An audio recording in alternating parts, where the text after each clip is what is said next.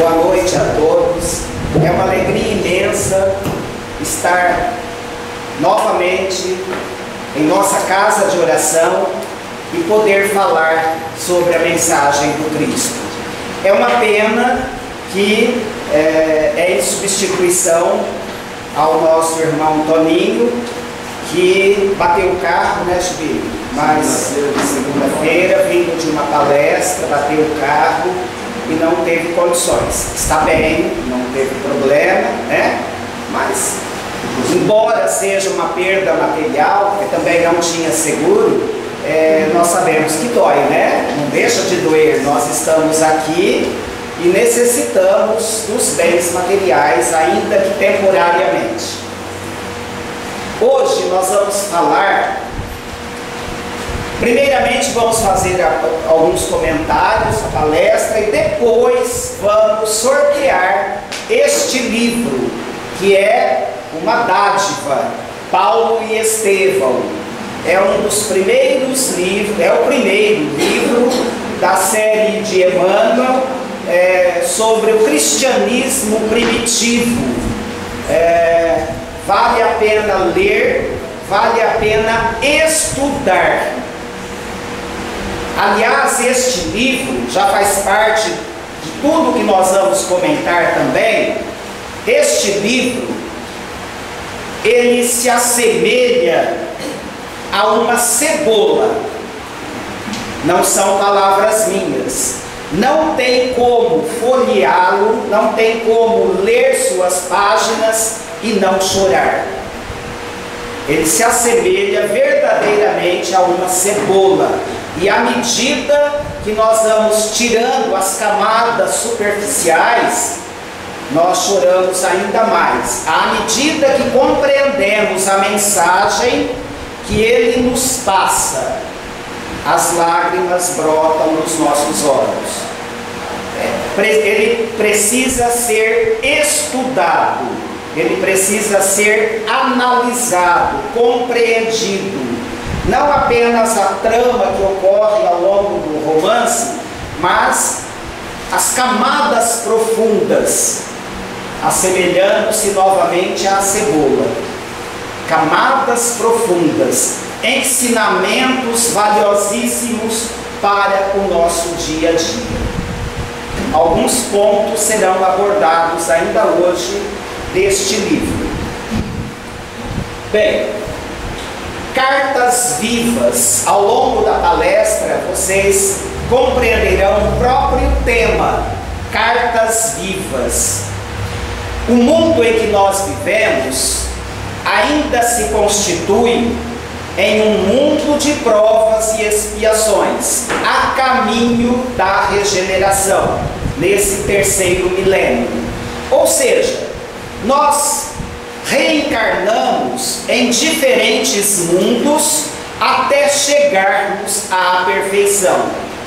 Passamos primeiramente pelos mundos primitivos, são, portanto, os mundos mais inferiores, onde vivem os espíritos mais rebeldes ou que têm menos conhecimentos, e desses mundos primitivos chegamos aos mundos de provas e expiações.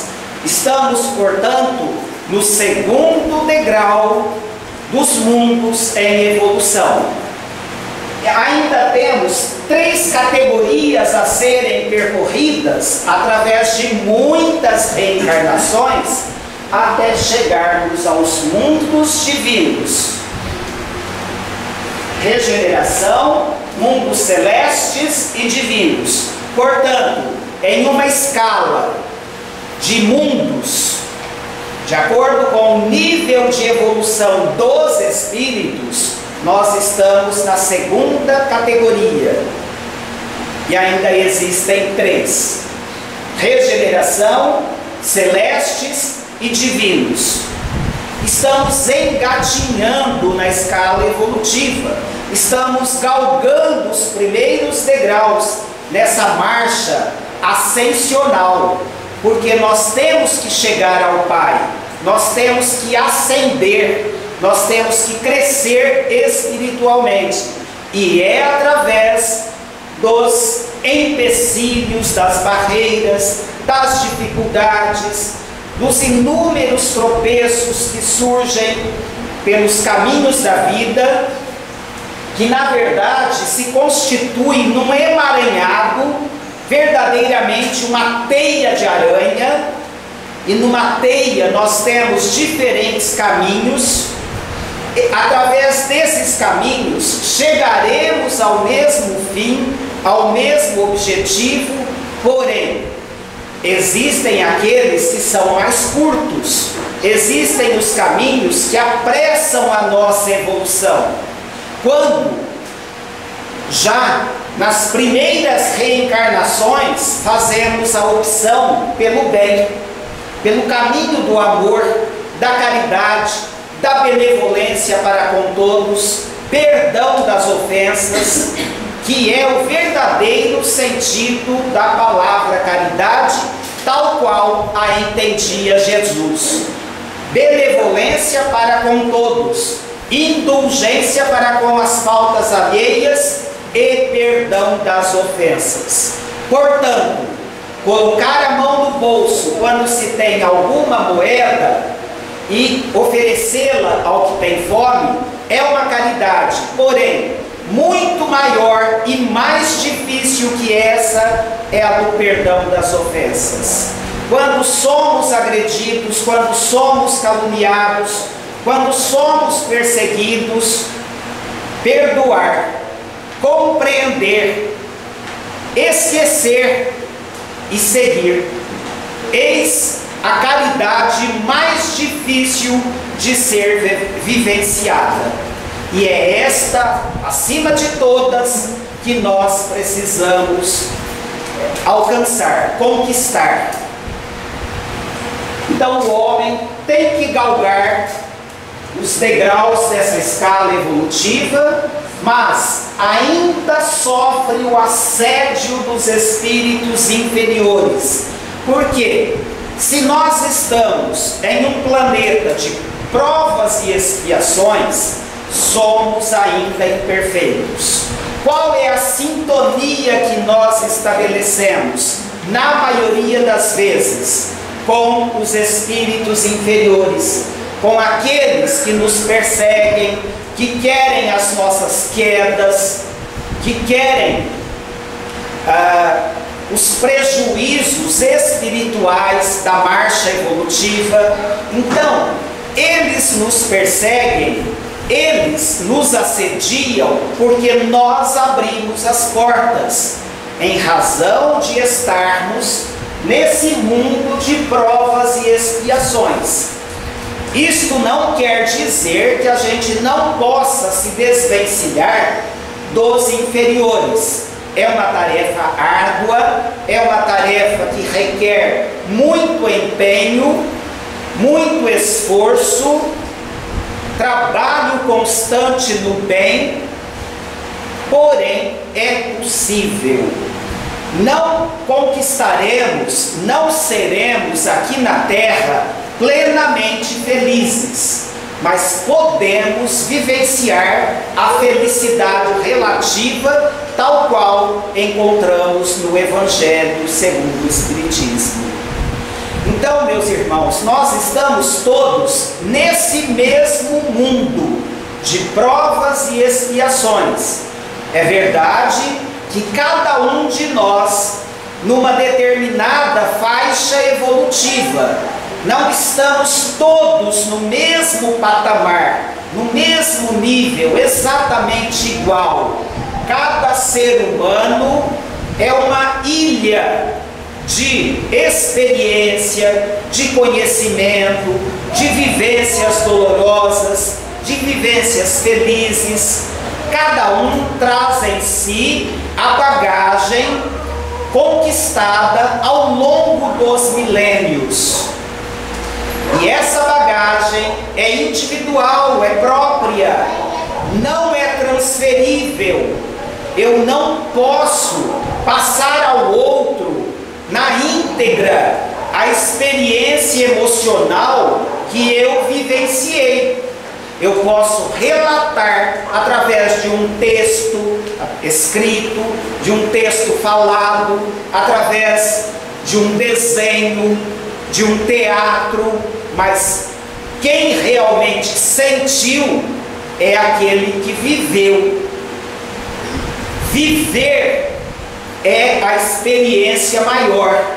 É claro que a palavra nos ajuda, a experiência do outro nos mostra determinados caminhos, mas quantas vezes nós próprios ainda tropeçamos, ainda falhamos, e quando dizemos a um filho, a um neto, que ele deve agir desta ou daquela forma, ele diz: ah, você é quadrado, eu tenho que vivenciar as minhas experiências.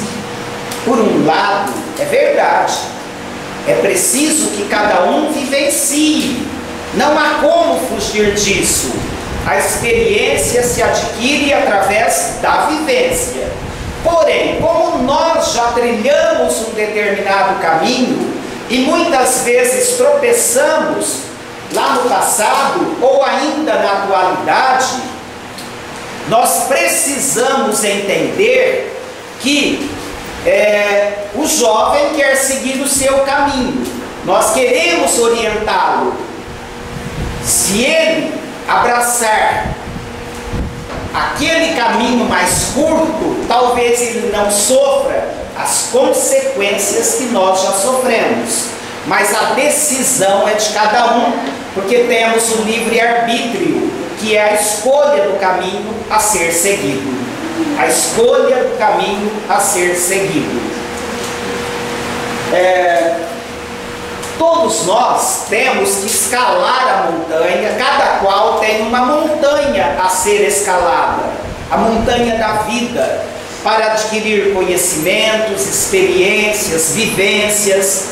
E essa escalada pode se dar de duas formas: através de um caminho turístico, aquele já conhecido, que traz alegrias, que traz prazeres, mas é o caminho já conhecido, ou através de caminhos não percorridos, de caminhos inéditos, o desbravamento, desbravar caminhos no campo do conhecimento, no campo da experiência emocional. E o que é desbravar caminho?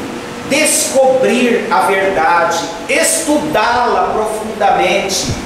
São aqueles que pesquisam, que estudam e que vivenciam, porque muito mais importante que a escalada do conhecimento, desse aprendizado, é a vivência. E aí é que nós chegamos nas cartas vivas. O que são cartas vivas? É quando você consegue vivenciar aquilo que diz, aquilo que fala. É a vivência, é fazer da sua vida uma carta viva, uma carta que possa ser lida pelos outros. De que forma? Imaginemos uma mãe pranteando a morte do filho, ao lado do esquife, recebendo ali os amigos, os irmãos. Ela chora, ela sofre, mas o seu pranto é silencioso, porque ela tem o entendimento, ela sabe que a separação é temporária, ela sofre. Claro, todos nós sofremos, sofreremos com a perda de entes queridos, porém, quando há essa compreensão, essa interiorização da mensagem do Cristo, o sofrimento é experimentado de uma forma diferente. Então aquela mãe, embora pranteando o filho morto, ela está dando uma prova do que é ser verdadeiramente evangelizada, o que é ter em si ter interiorizado os ensinamentos do Cristo. E isso não é especificamente a religião que faz conosco. Ela nos mostra alguns caminhos, mas prova de que não é a religião. Eu tenho uma amiga, já comentei isso aqui em outra palestra, ou talvez em 2, 3, uma senhora de Cardoso, Dona Neuza Camargo Franco. Dona Neuza fez pedagogia comigo. Era uma pessoa maravilhosa, católica, apostólica romana, católica fervorosa. E Dona Neuza perdeu 2 filhos, os 2 únicos filhos. Um em um acidente violento, atropelado por um caminhão, um garoto de 11 anos, e o outro porque ele estava com alguns amigos em uma festa, e quando nas escolhas, né, de alguns jovens, quando davam cavalo de pau nas ruas, o policial atirou e errou o alvo, que seria o pneu do carro, e atingiu a cabeça do seu filho, um jovem. E falando com Dona Neuza, quando eu dei os pêsames, ela disse: de Horaci, eu não os perdi, eu entreguei a Deus. Claro que ela chorou, sofreu, mas Dona Neuza é a carta viva dos ensinamentos de Jesus. Então não observemos que não é especificamente a religião, ser espírita, ser católico ou ser evangélico. Não, não é isso. É interiorizar a mensagem, vivenciá-la em nosso dia a dia. E assim com todas as outras perdas financeiras, perdas de entes queridos, perdas de emprego, e outras quedas que nós experimentamos ao longo dessa marcha. Que a gente saiba assimilar tudo isso, que a gente aprenda a superar, a vencer essas mazelas, e com certeza nós nos tornaremos cartas vivas, porque a palavra convence, mas o exemplo arrasta. A palavra convence, mas o exemplo arrasta. Ou seja, nós aprendemos muito através da leitura, através da palestra, através do estudo, mas nós ensinamos e aprendemos muito mais com as vivências. Quando lemos no Irmão de Caminhada a carta viva de Jesus. E por que eu disse que Paulo, o apóstolo Paulo, é um grande exemplo dessa carta viva? Porque ele, um homem extremamente culto, tinha uma bagagem incrível. Nós poderíamos compará-lo hoje àquele cidadão, àquele jovem estudioso que consegue, pelo mérito próprio, uma bolsa para fazer um mestrado, um doutorado em uma universidade nos Estados Unidos. Assim era Paulo de Tarso, doutor da lei, alguém que tinha o conhecimento da época. Ele tinha o conhecimento religioso, é bem verdade que seguia as leis de Moisés, mas ele conseguia transitar da religiosidade para a ciência, para a filosofia e vice-versa, que é o tríplice aspecto da doutrina espírita. Nós muitas vezes, quando conseguimos um conhecimento da doutrina, conhecimento religioso, ou um conhecimento no campo da ciência ou da filosofia.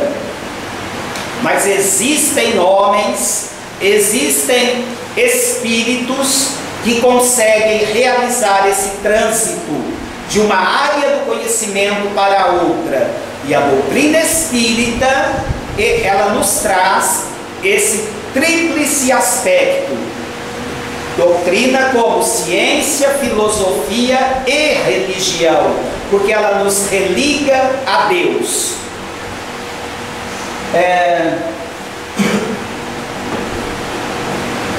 Nessa teia de aranha em que nós nos encontramos pelos caminhos da vida, ora optando pelo caminho certo, ora fazendo escolhas equivocadas, nós temos como recursos didáticos que a vida nos oferece pessoas que nos ajudam a compreender a grandeza da vida, recursos materiais, recursos intelectuais, para conseguirmos adentrar na senda do amor, da caridade, da benevolência. E Paulo, o apóstolo Paulo, que era um perseguidor dos cristãos, porque na realidade ele conhecia a lei de Moisés, ele tinha um pai maravilhoso aos olhos do mundo, um pai que lhe deu todas as oportunidades de aprender, de crescer como ser humano. Ele teve uma noiva que era Abigail. Essa noiva era o exemplo da candura, da paciência, do amor, e ele era um homem austero, duro, severo. Assim era Saulo, a época.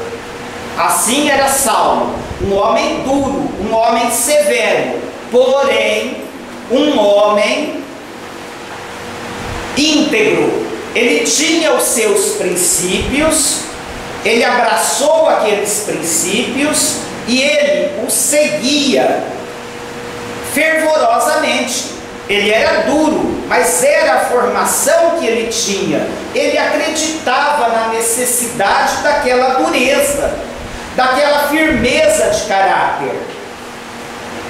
Então ele não era um homem mau, ele era um homem duro, que cometeu algumas atrocidades, é verdade, em nome da lei. E foi isso que Jesus viu em Paulo, em Saulo. Esse homem firme, que quando conhecesse a essência do cristianismo, ele se tornaria um seguidor, ele se tornaria não só alguém que quer aprender mais, ele seria a carta viva. Essa carta viva nós ainda não somos. Tentamos ser e devemos tentar sempre. Mas Paulo sofreu depois de conhecer o cristianismo, quando na viagem a Damasco, na entrada de Damasco, quando ele ia em perseguição aos cristãos, ele recebe a visita espiritual de Jesus. Jesus, já desencarnado, surge a Saulo e diz: Saulo, Saulo, por que me persegues?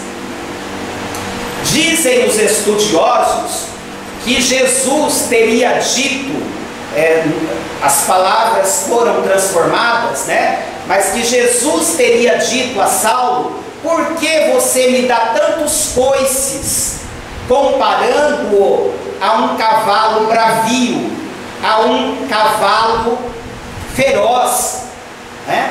Mas porque ele ainda não conhecia a doutrina do Mestre. Ele via Jesus como um fraco, como alguém que foi ali crucificado, alguém que não teve o poder para se libertar da crucificação. Ele ainda não havia entendido, ele ainda não havia compreendido a verdadeira mensagem do Cristo, que é essa renúncia, aos olhos dos homens, aos olhos do próprio pai de Paulo, Jesus era um fracassado, Jesus era um carpinteiro, Jesus deixou-se crucificar porque não tinha aquele poder, mas ele estava implantando o reino de Deus no coração dos homens.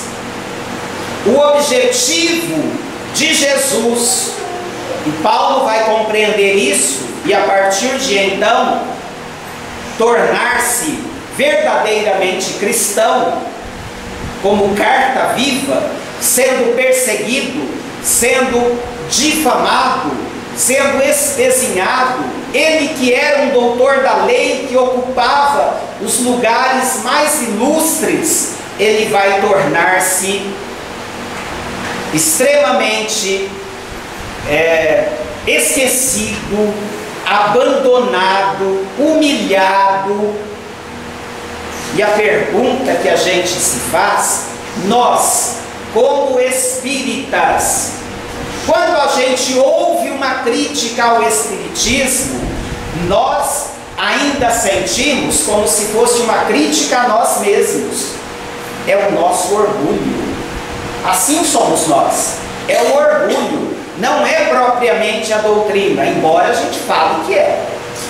Mas nós ainda trazemos esses ranços, ainda trazemos esses resquícios de orgulho. Aliás, não são resquícios apenas, não. Ainda temos muito orgulho, muita vaidade, muito egoísmo.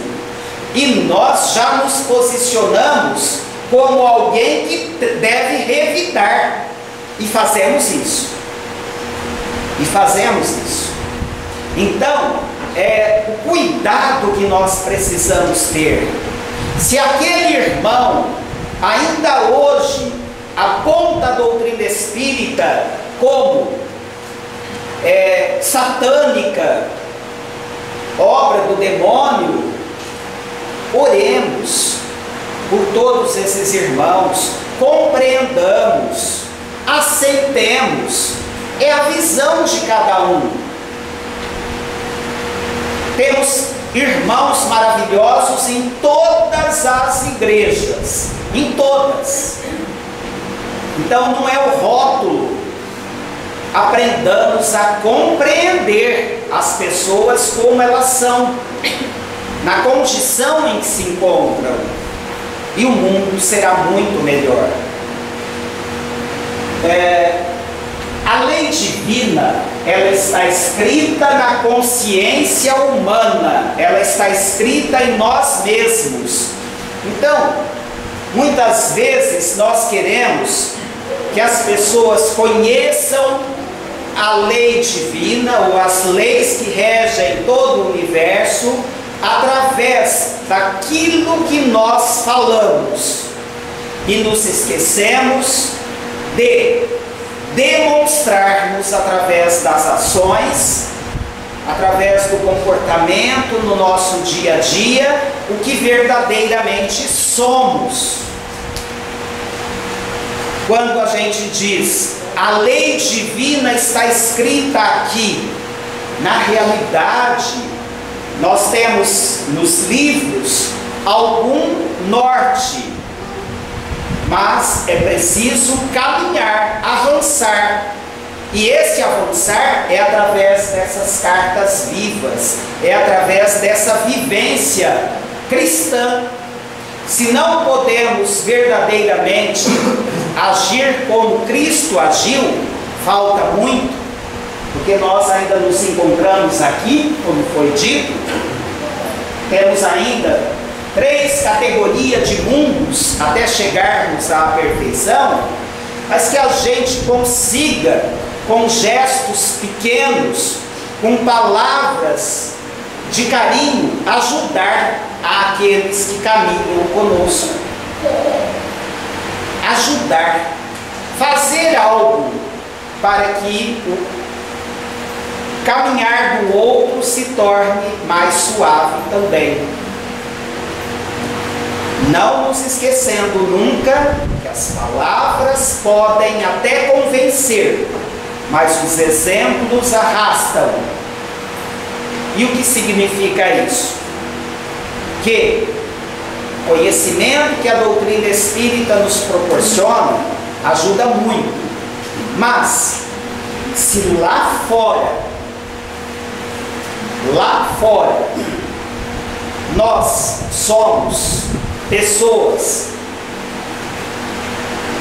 maldosas, invejosas, egoístas, não nos importamos em passar por cima de quem quer que seja para a gente conquistar o nosso objetivo, as palavras vão ser esquecidas e as pessoas vão observar as nossas ações e provavelmente não vão se tornar espíritas, embora tenham ouvido, embora tenham aprendido algo na casa espírita.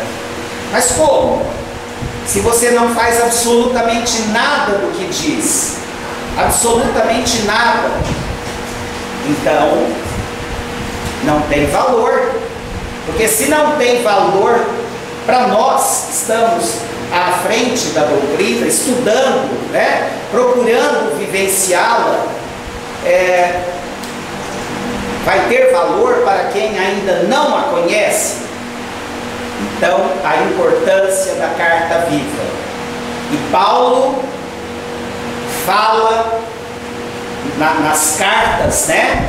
Nas cartas, os textos bíblicos, ele nos fala exatamente dessas cartas vivas que nós precisamos nos tornar nessa marcha pelo plano terra, para nos tornarmos livros abertos, para sermos livros abertos, em que o outro possa ler nessa cartilha da vida do irmão de caminhada, em que eu possa me espelhar no outro. E nós temos tantos exemplos de pessoas que verdadeiramente foram cartas vivas. Nós tivemos uma irmã Dulce, uma Madre Teresa de Calcutá, nós tivemos um Chico Xavier, nós tivemos Gandhi, Sócrates, Platão, esses grandes filósofos da antiguidade, e tantos outros que nós cometeríamos injustiça se ficássemos aqui mencionando mais alguns, porque muitos outros seriam esquecidos. Estamos citando apenas alguns que nós mais conhecemos. E além destes, quantas cartas vivas anônimas, pessoas iletradas, pessoas analfabetas, pessoas que não adquiriram a cultura nos campos escolares, mas que tiveram como vivência o amor, a compreensão, a fraternidade, pessoas que não tiveram bens nenhum, mas que lutaram corajosamente, bravamente, para superarem todas as mazelas, todas as deficiências, como foi dito, aliás, de uma forma brilhante pelo nosso irmão Navarro. Quantas dores nesse planeta de provas e expiações. Milhares, milhões de irmãos que passam necessidades, irmãos que enfrentam, que estão abaixo da linha de pobreza. O que é isso? Que não tem o necessário para comer, para a alimentação, que vivem na miséria extrema. E não pensemos que é lá na África, não é apenas na África, é no Nordeste brasileiro, é nas favelas das grandes cidades, no Rio, em São Paulo. São irmãos nossos muito próximos que vivem nessa linha de miséria, abaixo da linha de pobreza. E o que nós temos feito para melhorar esse mundo em que vivemos? E é isso que nós precisamos pensar. E quantos irmãos nesse meio que são cartas vivas de amor, de renúncia, irmãos, inclusive, que escolheram essa vinda ao planeta Terra, passando por provas tão cruciais, mas que estão dando o exemplo da resignação, da renúncia. É bem verdade que a maioria se revolta, a maioria não aceita essa injustiça social, porque não deixa de ser uma injustiça social. Está no próprio livro dos Espíritos. Mas, se por um lado é uma injustiça social, Deus não permitiria que irmãos necessitados passassem por essas condições. Mas quando se diz que é uma injustiça social, é com o seguinte sentido: se eu posso, se eu tenho aquilo que é possível oferecer e não ofereço, eu não estou praticando a caridade para minimizar a dor daquele que sofre. Está no Evangelho. Se eu não vivencio essa experiência de amenizar a dor do outro, pensando assim: se ele veio com essa prova, é porque ele tem que passar por isso. É bem verdade, ele tem que passar. Mas quem nos garante que Deus não nos colocou no caminho daquele irmão para nos tornarmos cartas vivas de amor e suavizarmos as suas dores? Está no Evangelho. Então isso nós podemos fazer e devemos fazer com o recurso da palavra, com o recurso da moeda, com o recurso do amor, do afeto, do carinho, da compreensão, com todos esses recursos que a espiritualidade nos concedeu. Sejamos, portanto, na medida do possível, essa carta viva. Tenhamos serenidade nas crises, para que as pessoas possam ler em nós a carta viva do amor, da renúncia, da compreensão da vida. Sejamos esse livro aberto. Muita paz e que Jesus nos fortaleça e nos abençoe agora e sempre. Faremos agora o sorteio, né?